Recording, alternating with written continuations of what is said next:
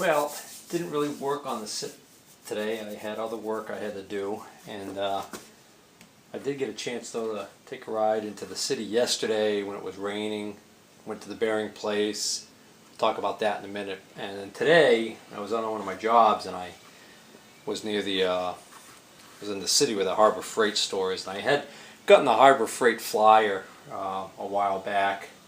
This month's flyer. They always have super coupons in there, and you know, I've been doing a lot of work with these bearings and a lot of metric dimensions with these bearings. So I've been using my my dial caliper here. This is an old dial caliper. This was in a I don't even remember where I got this. I think this was in a toolbox I bought. This is a Helios is the name on it, and it says stainless Germany, and it's old, but you know, the case is in really rough shape, but it actually works really well.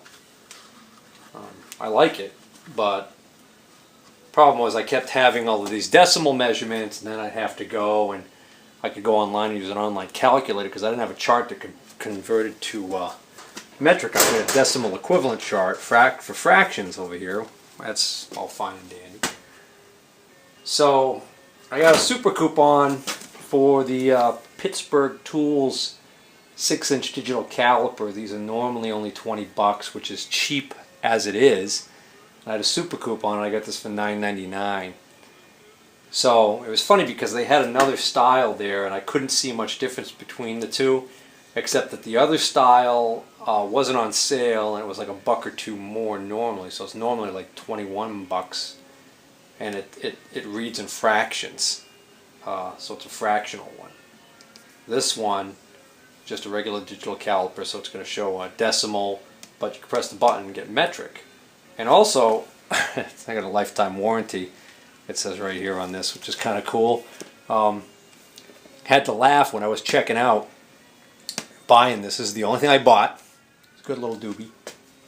Saw a lot of eye candy there, but you know, if I can buy a good used, good old USA old tool that's in good condition, I'd rather have that than some of the newer stuff. And don't get me wrong, I mean, there's just some stuff that you don't want to buy. You know, you might, like I was looking at the sandblasting cabinet, so I was like, I might want to buy one of those at some point. And I was thinking, well, I could buy a used one, but lots of times a used sandblasting cabinet might be so beat up, you might just be better off buying the cheap Harbor Freight one. And I see people complain about those, but you also see a lot of people tell you how they modify them to fix some of the issues they have with them. I'm getting off the subject here. So I bought this, so I'm at the checkout, and she rings me up with the tax and everything. She asks me, do I want to pay for the optional 2-year protection plan on my $10 caliper? And I said, look, I get a lifetime warranty. I don't think I need it. But I guess it's just, it comes up on the thing, and she doesn't know whether or not this has a lifetime warranty. She just knows that the computer's telling her, that checkout computer there is telling her, try and whack this guy for a couple extra dollars. Yeah, it was like $3, I think, for 2 years or some stupid thing. I don't know. Wasn't going to do that. But a lot of people have bought these and been very happy with them. I've even seen some instances where guys bought these cheap dial calipers. I opened it up upside down. They bought these cheap dial calipers, and they actually modified them and found a way to fasten them to like a lathe, their lathes or milling machine, and kind of use this like a poor man's DRO, which is, you know, something maybe I'd look into at some point down the road. But so we get the silica gel to keep it from getting all corroded. Battery is not installed when you get it, which is nice because otherwise it would be probably dead out of the box. I'm not sure if this is the model, but I know that there were a couple of models I remember guys were complaining about, that they had the model that had a habit of not going to sleep properly or something, so I think what ends up happening is it kills your battery. But well, let me get the battery in this and fire it up. I don't know if you can, I think you can see that. Oh, so I just opened up the battery compartment right here, and there's a battery already in there. So it looks like they give you a spare battery. I guess they just assume that maybe there's a possibility it's going to come with a dead battery in it, so they give you a spare. This little door right here opens up. I don't know if you can see that, but what's actually in there is the edge of the PC board and the little contacts. So that's actually an interface. And I've seen some guys actually, can't remember what they were doing, but I saw somebody doing a project with one of these where they actually soldered wires directly onto those tabs so they could then run the wires to like some kind of an interface and do something weird with it. I don't know. Here's my shaft, and I now know that this is a 25mm shaft because I kept measuring it and getting not quite 1 inch, and I kept thinking, maybe it was 1 inch and it was worn or something, but you know, all the bearings ended up being metric in this thing, so I'm getting like 0.976. Notice I just closed it and it doesn't zero, it's a thousandth off, so I'll zero it, change it to millimeters, and I will come back. And look at that, 20, oh, almost 25 on the dot. 24.99, 25, right on the threshold there. So, this shaft is the same diameter as the big, tall, long shaft that comes out of the top of the drive gearbox and goes up through the back there into that this weird bearing thing we talked about the other day. So rather than take that big heavy shaft with me, I took this one. I also took this one because I wanted to show the guy the problem with this deal here, and I'll get to that in a second. Oh, that caliper came with a instruction book, but I mean this is so, it's pretty idiot proof. It's pretty simple to use. But there are like those cleaning and maintenance, replacing the battery, yada yada yada. But it's interesting, there's absolutely nothing in here to tell you about that little secret secret connection there under the trap door.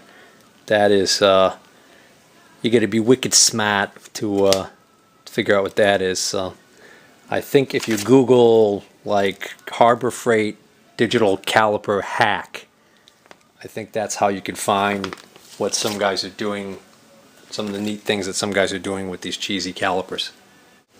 Alright, so I primed and painted this cap that I didn't have ready the other night so that I could theoretically put together this bearing. Now when I originally had taken this apart, there were a couple of balls that were either missing or damaged, I forget which. I ended up getting some replacement balls, and I actually have misplaced them. Yeah, you'll hate to admit it, but I don't know, they might still be in the truck for all I know. I'll have to take a look out there. But now I'm really kind of annoyed by the design of this bearing, and I'm thinking of maybe doing something different here because, you know, I've already decided I'm not gonna go with this mess. Okay, this is just too worn, and I'll talk about that in a bit. This mess here though, I could put this all back together. I cleaned it up really well. I've got all of these balls that are good, and I think I need 2 more, and I did get replacement balls. But here's the thing that is driving me crazy about the design of this thing. This, for those of you who don't recall, was actually a cap that was down on top here like this. And it was really tight and hard to get out. There's nothing on the bottom side here. This is open. There is no cap that goes on the bottom here. So if you follow me, without me moving the camera around just to show you the side, this thing's heavy so I'm going to leave it there. If you follow me, imagine this has to be pressed down in there. This is press fit. So that's the one that goes in first. This one is a loose fit, so it goes on top. Okay, this goes in there like that, and all the balls go around. Then this goes on top. Then this threaded ring goes on top there, and it has to be tightened down to preload the bearing. So the question is how to lubricate this, because you can see that when this is in there, from the bottom facing down towards the quill is this big opening, and you can see there's a big gap in there. The balls are going to be readily visible inside there. So oil's not an option, because even though it would be pretty easy for me to oil this by just squirting oil in the top here, okay, all that oil that I squirt in the top there, some of it's going to get in the races there and do its job, and a lot of it's just going to be this mess that drips out of the bottom. So then there's the question of, well, what if I pack them in grease? Well, I could do that. But even grease, when the grease heats up from friction, I'm worried about the grease wanting to drip out and make a mess. And the grease is just something for dust and dirt that's, you know, might be floating around the shop to stick to, because again, same problem. This damn thing's wide open. And this is how this was when I took it apart. So this was the original design. So ideally this should be sealed. So if I had my way, I guess maybe if I wanted to really use this setup, I would make a disc, maybe out of plastic. Cut a disc, take this back out, cut a disc that fits inside here, that has a hole in it the size of this diameter right here. Put this all together, pack it with grease, make a second disc identical to the one I just described. Okay. Put that disc in, screw this down on top of it. Now I've got grease packed in the bearing, almost like a sealed bearing. So that's one option. Another option would be take this out, discard this, discard this, discard this, and depending on what size I end up going with, either keep or discard this. Find a bearing that will fit in here, so an OD that'll fit in here, and an ID that will fit on what this bearing originally presses onto, which is one of the big, damn it, paint's not fully cured, one of the big step pulleys. So let's see what we got. Okay, so here's the big step pulley that goes on this side. So this smaller diameter up here, this is this should be right on the dot metric something. Yeah, this is 35 millimeter. And this is the original bearing, and I already got the replacement for this, so we're good there. Okay, and that's a press fit on there. So that's 35 millimeter on the dot, the ID, and the OD, not that we're really concerned with it at this point, is 72. So anyways, problem is, I just discovered, is that this side appears to not be metric. So they made all of these ball bearings that they used in here are metric size ball bearings, but this bearing, which looks like they actually made maybe in-house because it's in segments, is something different. So we've got this shaft is not in the greatest of shape. But I'm getting 39.77, pretty uniform 39 point, let's see, yeah, 39.76, and this, believe it or not, was pressed on here. So my problem, as you can see, is this is not going to be metric by the looks of it. No siree, Bob. That is 39.69, 39.7, yada yada yada. Not metric. So that's kind of a rain on my parade situation there. Let's see if it's on the dot fractional size. 1.564. What's that on the decimal chart? 1.5625 is 9/16. What did I just say? 1.564. Huh. So the first problem is this shaft is not really a standard of anything. Neither is this. But we're not sunk yet, because, I mean, I could, this is not hardened steel. I could turn this in the lathe. Could turn this down. Could turn this down. Don't really want to do that though.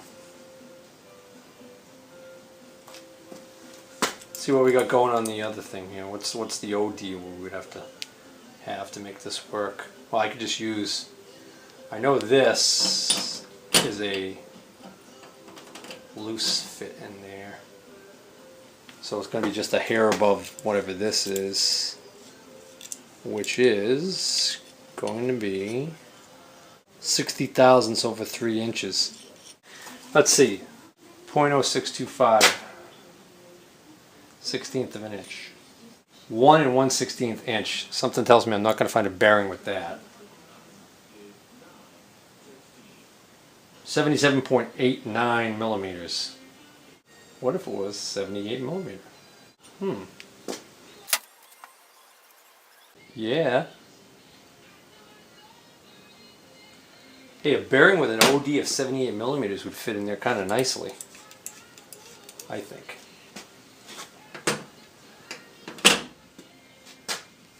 Of course, know for sure, could pop this back out.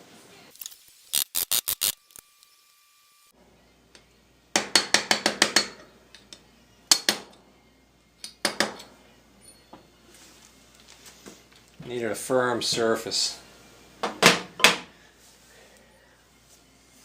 This is that other race that gets pressed in. Let's see what that is.